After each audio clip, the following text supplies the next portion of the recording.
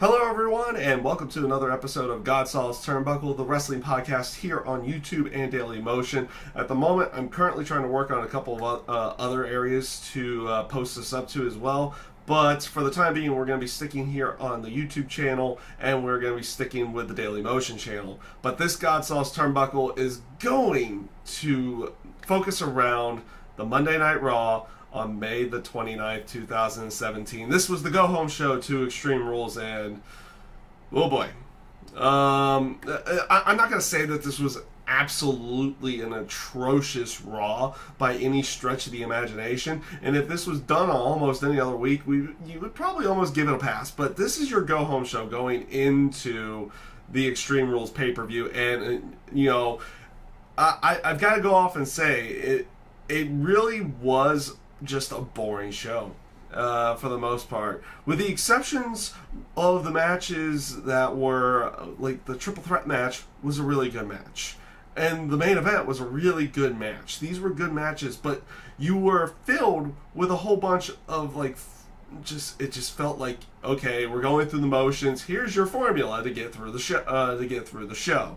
And they just kind of went with that. It didn't feel like they really progressed anything storyline wise. You had a couple of good matches there, though. We did have one good progression and some interesting potential for storyline down the line here, and involving Corey Graves, which we'll talk about in this one. But you also got, I won't say worst segment ever, or even worst segment in the last 5 years. I think that might still go to the old day segment last year, or they're not coming off the top of my head right now, but there's some cringeworthy segments in there. But definitely, probably going to be the worst segment of the year, with that Alexa Bliss and This Is Your Life Bailey segment, which we'll talk about a little bit later on. So they start, just going from the beginning here, they started off the show with Miz coming out. He cuts his typical promo on Dean Ambrose going into the Extreme Rules pay-per-view. He brings out Cesaro and Sheamus, and they start cutting two different promos at the same time. So they were kind of getting jumbled together. Like, Miz was doing his own thing, but Cesaro and Sheamus were doing their own thing with the Hardys. I'm not going to lie to you.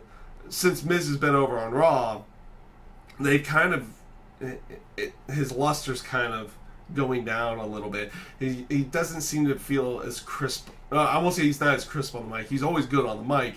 It just, like, the character itself is kind of becoming a little bit more mundane. It's losing the luster that it had over on SmackDown, where he was cutting essentially almost shoot promos for the most part on the show. This does eventually lead to, and this is where the formulaic nature of everything comes into play here, because first of all, let's start with a 20-minute segment to set up a match for later in the evening. So Dean Ambrose comes out, he starts cutting his promo on Miz and Cesaro and Sheamus to go along with it. And it looks like it was going to be a 3-on-1 situation, but the Hardys come out, they clear the ring, they go to commercial break, they come back, 6-man tag. There you go. There's your formula for the night. The 6-man tag with Ambrose and the Hardys going up against Miz, Cesaro, and Sheamus. It was a good match. It wasn't bad, but it had like I said, it had the basic formulaic build to go to it. Let's go here, here, here, here, here. You have your match. Good to go. But this is where things actually started getting interesting. First of all, Ambrose and the Hardys go over in the match. Again, decent match from them and everything in that sense. The Hardys are the ones pulling out the victory in the end. I think they pin the Miz. I think Jeff Hardy pins the Miz after a Swanton Bomb and a weird looking twist of fate to go along with it. But this is where the intrigue gets. They're doing one of those segments where you have the announcers talking to the camera. So, like, cameras on the announcers. So you have both Booker T and Michael Cole going through everything, and they go, right, Corey? But Corey Graves is on his phone, and he's looking at something, like, very concerningly, just gets off the headset and walks away. When they come back from commercial break, you see Corey Graves in Kurt Angle's office, and Kurt is basically going through what the text message was, essentially to a certain degree. You don't know exactly what the storyline portion is going to be, but it says like basically saying it's like, well, if any of this is true, this could ruin me. And like you have Corey trying to say he's there for Kurt Angle and everything in that sense. Like, this is some intriguing stuff. I'm interested to see where this one goes. And of course, like I said, it was like one of those bits like they're trying something interesting here, and I want to see where this ends out going. And like I said, this is one of those bits that you got throughout the night. And again, it's one of those things that it's nice to see them attempting something. And it's also really cool to see them attempting something with Corey Graves here, more than just the commentary side of everything, because he's always been really good on the mic, and we've seen where he is on commentary. Now they're going to try to work a storyline with him, and it will be interesting to see how this one ends out going in the down the road here, and we'll see where they end up going with this. So up next, you had Elias Sampson in the ring singing his song. He's kind of getting one of those bits where he's getting people doing the whole flashlight thing for him, saying encore type thing.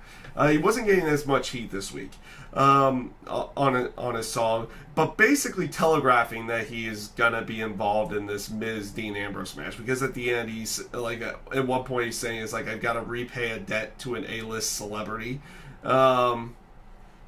Yeah, they're kind of telegraphing that one, but it could be interesting in the end. I've always liked the drift. I've liked how the drifters always come off. The only downside to this one is that Corey Graves isn't there. Like, the whole aspect behind the drifter is also what Corey Graves says on commentary. That's how it always worked in NXT.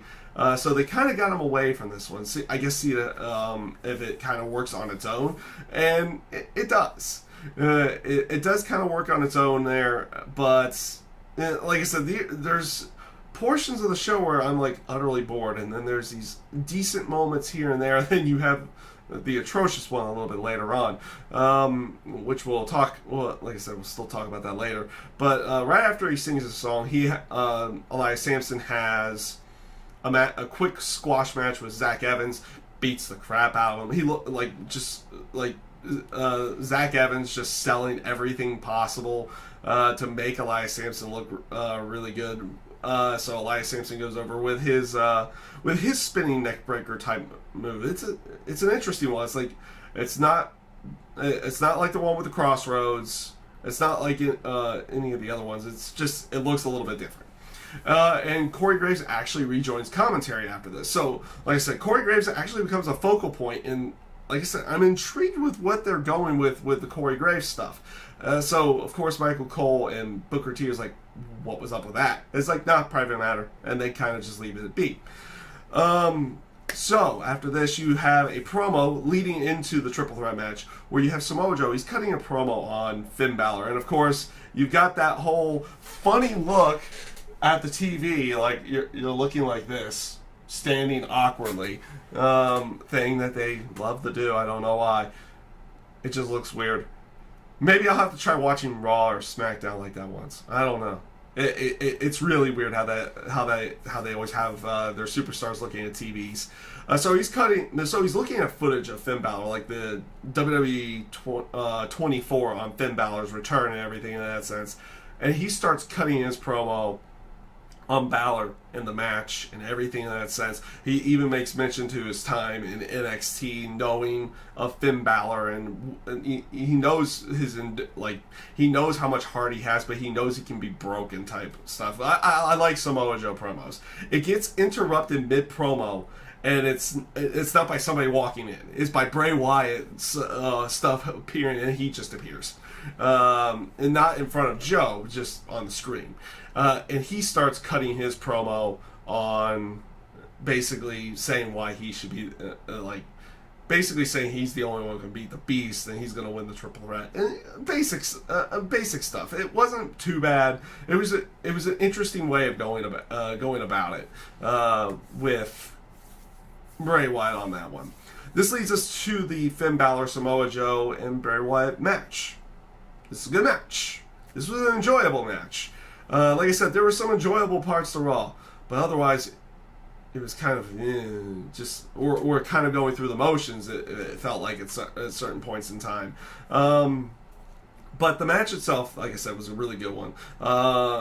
And like in the terms of full-on memorable spots, it wasn't fully on that. I kind of wrote in there as like this is a good match. That was kind of about it. It didn't really feel like you were building towards the Fatal 5-Way at all. Going into Extreme Rules. Samoa Joe picks up the victory at the end, where it looked like he was trying to get actually it looked like Bray might get the win, but Finn Balor ends out knocking him down, getting the coup de grace on Bray Wyatt. Samoa Joe comes in, gets rid of Finn Balor, and picks up the victory over Bray Wyatt. Like I said, this is a good match. It was fun and an enjoyable one to watch. Up next was Seth Rollins cutting his promo on his match later in the evening with Roman Reigns. And man, did they telegraph Roman Reigns winning this match with this promo so much. Which I'll talk about a little bit later on. But in the promo, he basically said, like, Seth Rollins had kind of always had the upper hand on Roman Reigns, no matter what, whether they were battling or whether they were teammates or anything in that sense. It just felt like they were telegraphing a Roman win in the end. And like I said, we'll talk about that match at the end. Otherwise, okay promo. Up next was Noam Dar versus Rich Swann. You know, this was a decent match. Let's not get this one wrong. This was a decent match, too. You also had Alicia Fox and Sasha Banks out there. They announced that Sasha Banks and Rich Swann would be going up against Noam Dar and Alicia Fox at Extreme Rules. They also make mention to Sasha Banks showing up on 205 Live to go along with it, which I guess that is going to be one of their ways of trying to get more people to watch, is having her show up on there. Man, I don't talk too much about that, certain things because I don't review 205 Live. I don't get to watch it all the time myself. So that's why I don't typically review it in any way. But you just, if that's what they're going for, that's where they're going with everything. They had a decent match. The ending came with Alicia Fox trying to distract Rich Swann, but Sasha Banks gets her out of the way, and you have Rich Swann going over with a Phoenix Splash afterwards. And then they did the whole bit where afterwards both Sasha Banks and Rich Swann danced and everything in that sense. Like I said, decent match, decent segment. Actually, not a bad way of kind of building for that one. Up next, and this I really liked as well, because a lot of people have been thinking with the whole Enzo attack, when the Revival showed up on TV briefly for a moment, that was going to end up being the Revival. But this one almost reaffirms, like, they could be telegraphing it so hard that it could be the Revival, that it could still end up being Big Cass in the end. So the Revival cut a promo, and they had been, and they were talking about how, it was Scott Dawson, about his jaw and everything. In that sense, they showed the footage from last week. They made mention of how they hadn't been on TV in a while, and then they make mention to the footage from the week before where they show up on TV, and they start insinuating that they attacked Enzo and everything in that sense. They cut back to after the promo that they had done, which I thought was a really good promo to go along with it, and also saying it's like, no, we didn't do it. We've been here on a weekly basis. We just haven't been seen, type thing. So they cut a good promo, and there was like top guys out.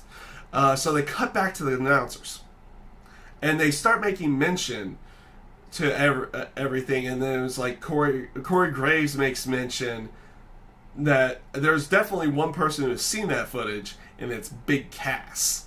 And they cut to another thing And then when they come back, Cass is out there getting in Corey Graves' face about insinuating that it's like, hey, you're insinuating that I'm the one who attacked Enzo or something to go along with it.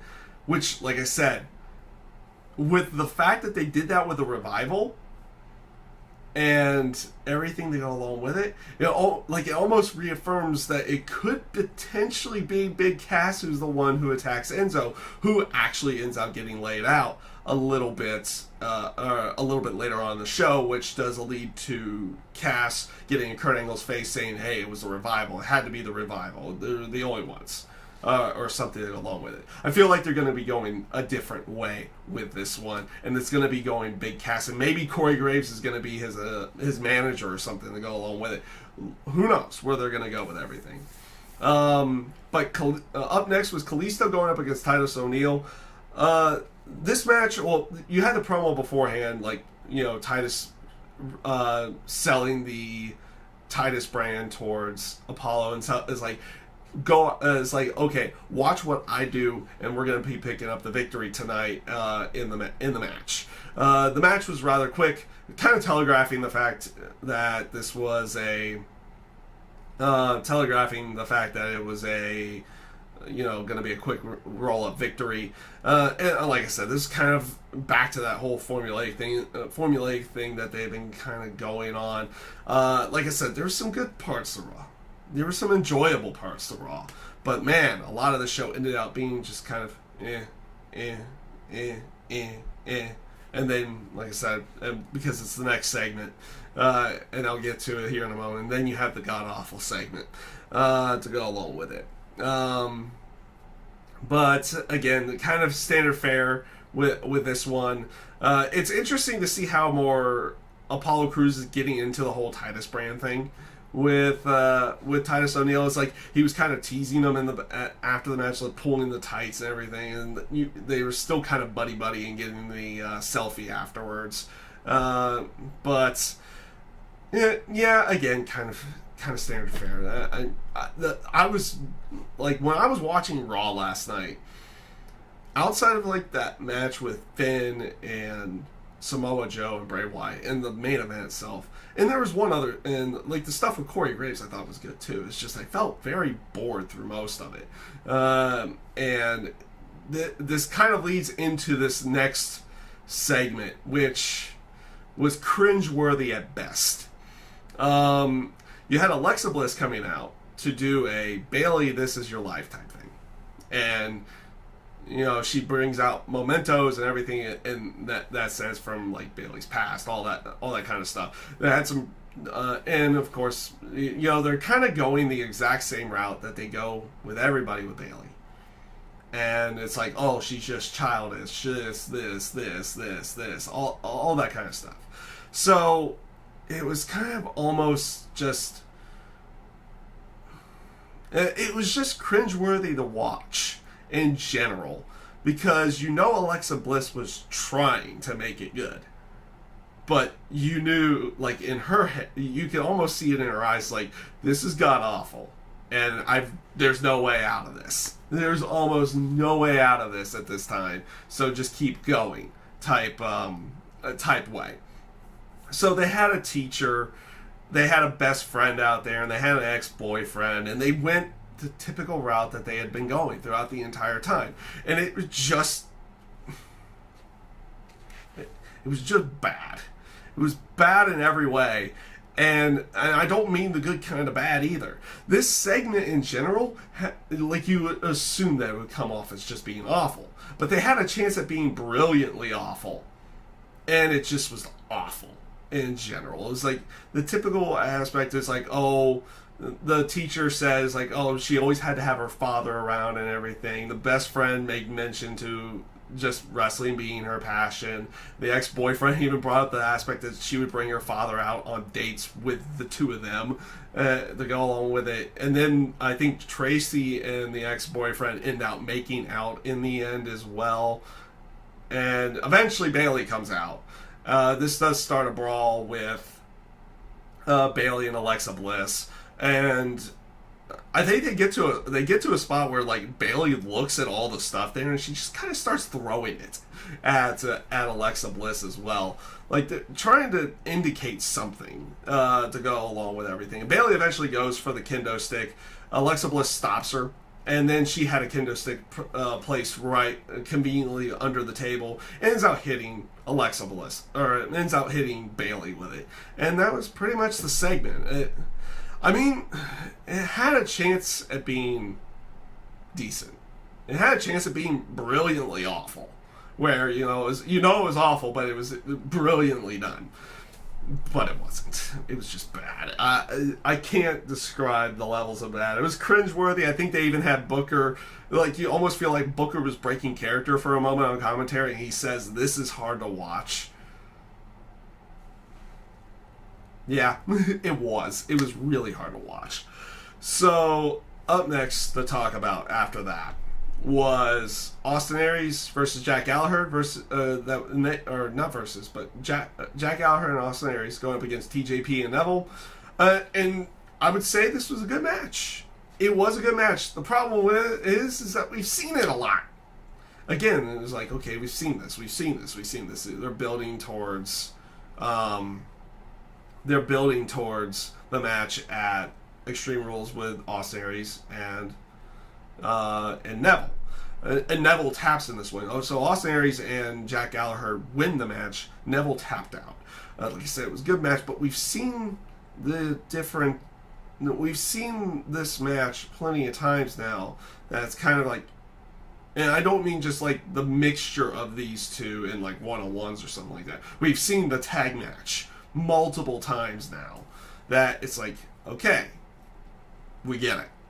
We get it type moment. But they did have a quick promo back, or an attempt at an interview backstage where Neville was going to be interviewed, but after the question, he kind of just storms off, which is actually good stuff. It's like, were you I think the question was like, are you nervous about Extreme Rules after having the tap out here? And he kind of like, he wants to say something, but just storms off. So it was at least, that was decent enough. Up next was a Roman Reigns interview. I thought this was actually a decent promo from Roman Reigns. He just cuts off the interviewer before he even attempts to fully ask a question. It's like, okay, I know your question. I'm just going to answer it right here and there. And he basically talked about Seth Rollins, everything. I thought it was good. It was a good promo from Roman. I thought this was actually pretty decent. Up next, though, this was brilliant. This was actually brilliant. I like this. You had Goldust cutting a vintage promo, and I thought he was back to to the movie quotes, everything in that sense. He quoted Psycho this time, and again, I like these promos in every way. Again, cutting it towards R-Truth, everything in that sense. But it's like, okay, and that's what I was thinking. It's like, okay, that was pretty good. Okay, we have something good here, something intriguing. Like I said, we haven't had really anything intriguing for the last hour or so on the show. But then it just went from intriguing and a good promo to something great, because R-Truth does a rebuttal and they have like full-on graphics. It's like, this is R-Truth Productions, everything in that sense. And I thought it was absolutely amazing the way that R-Truth rebutted, like just redoing everything but in his own way. And I thought it just came off good. He eventually says that he was gonna basically beat up Goldust, but R-Truth goes like, R-Truth just goes, "You're gonna get got," type thing. I thought it was great. Lo and behold, it's like one of those lo and behold moments. Like, how is this becoming one of the better programs now? It really is. I'm intrigued with the Corey Graves stuff. This stuff was good. I'm not too intrigued with the whole Miz Dean Ambrose thing at the moment. And like I said, the Fatal 5-Way, the matches were good tonight, but they weren't. It just didn't feel like it built towards that Fatal 5-Way at all. So this brings to the to the main event, which was Seth Rollins versus Roman Reigns. And like I said, this was a good match. this was a damn good match between the two of them. They went out there, they gave it everything. But like I said before, you could literally tell Roman was going to win this one clean early on with Seth Rollins' promo in any way, shape, or form at that time. But like I said, the match that they pulled off was really good. It came off crisp, everything move-wise. It kind of told its own story in the match itself. And I'm not going to deny that it was a good match. It was a very good match between the two of them. The ending came with Seth Rollins attempting to do that new finisher with the knee to Roman Reigns. Roman kind of sidesteps it, hits the ropes, hits the spear, and gets the victory. Really good match between the two of them. Like I said, I found it very enjoyable, and it came off really good. So, overall, this week's Raw, going into Extreme Rules, I'm not going to lie to you, I felt rather bored through most of it. You got some intrigue here and there. Like I said, with the Corey Graves stuff, everything in that sense. There was some good to this, but overall, if you look at it, overall, the show itself was kind of boring. Outside of the matches that I made mention that were good, it didn't feel like you were doing anything to Extreme Rules in any way, shape, or form. It didn't feel like you progressed a storyline or anything in that sense going into the pay-per-view itself, and it just felt like it felt like this was kind of like a Raw after a pay-per-view or something like that. It was like, okay, we got to set up our new storylines or something along with that. But no, this is a go-home show into a pay-per-view. And it just didn't feel like they did anything going into the pay-per-view itself. I think that's the best way of explaining it to go along with it. So yeah, that is basically everything for Monday Night Raw. Like I said, I just found the show to be rather boring and kind of just not really that good from beginning to end for the most part. You had some good stuff in there, and overall I can't say that this was good in any. This show is all that good to begin with. You have some intrigue. I'm interested to see what they do with the Corey Graves stuff, and the whole Enzo and Cass stuff is actually getting more intriguing to go along with it. And we'll see where they go with everything here. So with that being said, I thank you guys for tuning in. I hope you enjoyed, and have a great rest of your day. Peace out.